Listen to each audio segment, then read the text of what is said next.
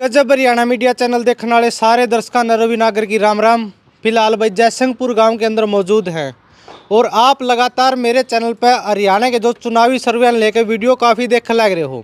आखिर 2024 में किसकी सरकार बनेगी, तो हमारे साथ असम से पूर्व विधायक बख्शी सिंह मौजूद हैं और पूछेंगे।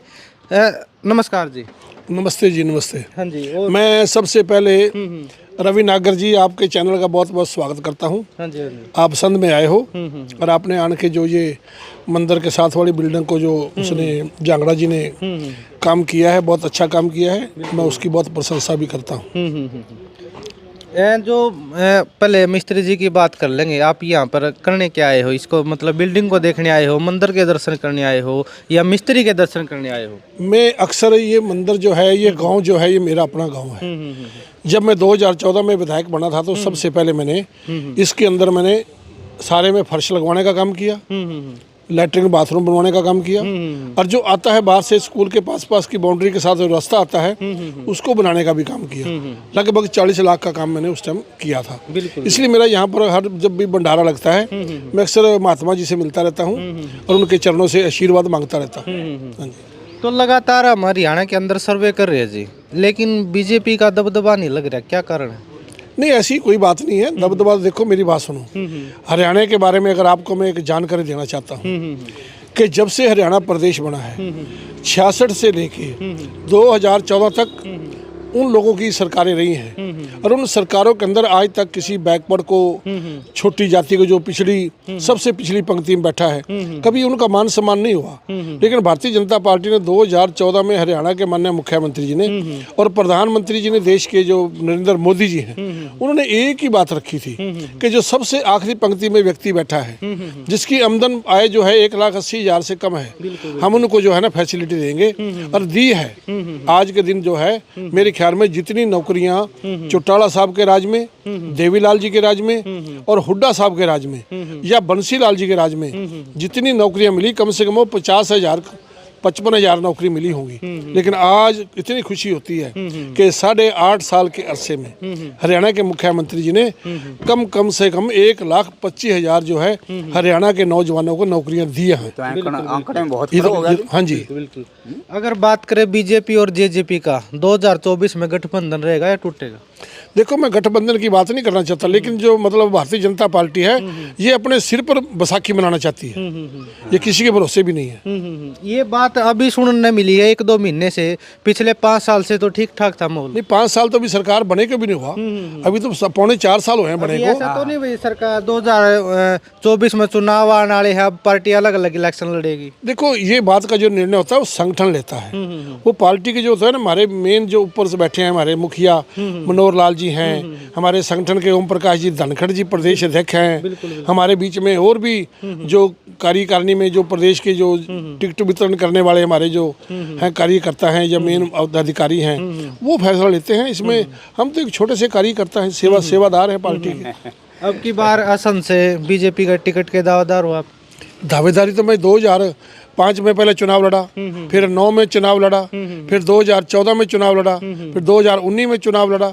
ये पार्टियां समीकरण देखती हैं और मेरी कोई हार नहीं थी। थोड़े से मार्जिन से हम सीट हारे थे, लेकिन कुछ अपने ऐसे कार्यकर्ताओं ने प्रचार कर दिया। लेकिन मैं तो उनसे यही कहता हूँ कि ऐसा प्रचार पार्टी के कार्यकर्ताओं को नहीं करना चाहिए, क्योंकि ये पार्टी जो है, जब पिछली बारी 40 सीटें आई थी, अगर 5 सीटें और आ जाती तो हमें किसी के ऊपर ये डिपेंड भी नहीं रहना पड़ता। लेकिन इस बात को कार्यकर्ता समझता है कि हमें किसी के ऊपर रहने की बजाय हमें अपने बलबूते पर सरकार बनानी चाहिए और पार्टी को आगे लाना चाहिए। और मुझे जैसा ज्ञान है या जैसे मुझे जानकारी मिलती है, जब मैं जाता रहता हूँ हल्के में भी, हम अगली बार 50+ सीटें लेके आएंगे। ये मैं आपको विश्वास और भरोसा देता हूँ। बिल्कुल बिल्कुल। अभी 15 दिन पहले मैंने इसी गांव में एक सर्वे किया था।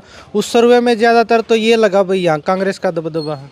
नहीं, ऐसी कोई बात नहीं है। ये गांव के लोग सारे खड़े हैं यहाँ, आप किसी को पूछ के देख लेना, ऐसा कोई दबदबा नहीं है। लेकिन ये बात माननी पड़ेगी, जो पीछे लोग पिछले चुनाव में 19 में कांग्रेस के पास चले गए थे, वो वहाँ से वापस हो चुके हैं, वो वहाँ पर नहीं जाना चाहते क्योंकि यहाँ पर कोई कार्य में 2014 में जब मैं सरकार बनी तो मैंने माननीय मुख्यमंत्री से जब कहा, और शिक्षा मंत्री रामविलास शर्मा जी थे, हमने कहा जी हमारे कोई कॉलेज नहीं है, बच्चों को पढ़ने के लिए शिक्षा के लिए कैथल जाना पड़ता है या पानीपत जाना पड़ता है या करनाल जाना पड़ता है। और माननीय प्रधानमंत्री मुख्यमंत्री जी ने और हमारे शिक्षा मंत्री जी ने हरियाणा में एक निर्णय लिया कि हम हर 20 किलोमीटर पर हम एक कॉलेज बनाएंगे। मेरी विधानसभा में 3 कॉलेज बन रहे हैं, जो 2 बन के चालू हो चुके हैं, तीसरे पे काम चल रहा है। हमने ये सबसे बड़ा शिक्षा का काम किया है। बिल्कुल।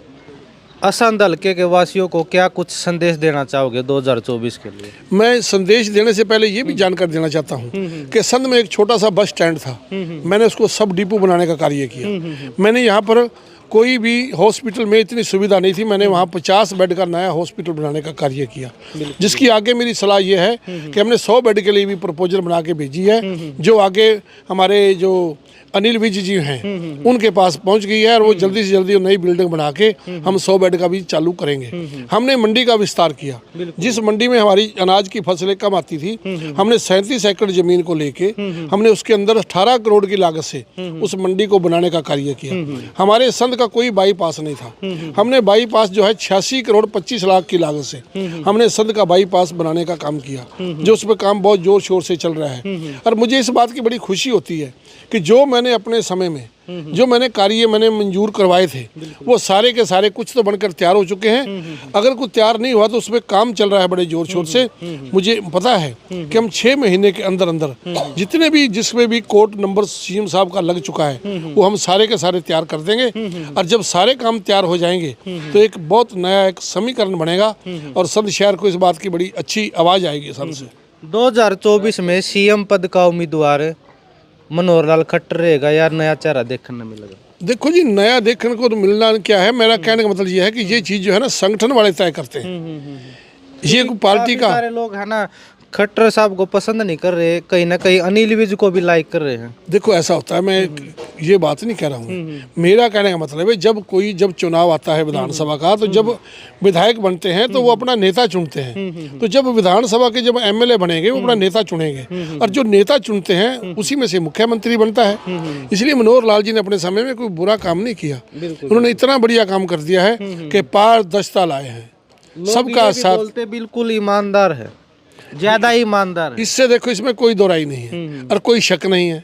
उन्होंने ईमानदारी से काम भी किया है और आगे भी ईमानदारी से कर रहे हैं। मैंने आपको बताया कि जो मतलब पिछले 48 साल में जितनी नौकरियां मिली थी, उससे डबल से भी ज्यादा नौकरियां जो हैं 8.5 साल में दे दी हैं। ये कितना बढ़िया सुधार आया है। और कोई भी खर्ची, कोई पर्ची किसी नौकरी में नहीं देनी पड़ती।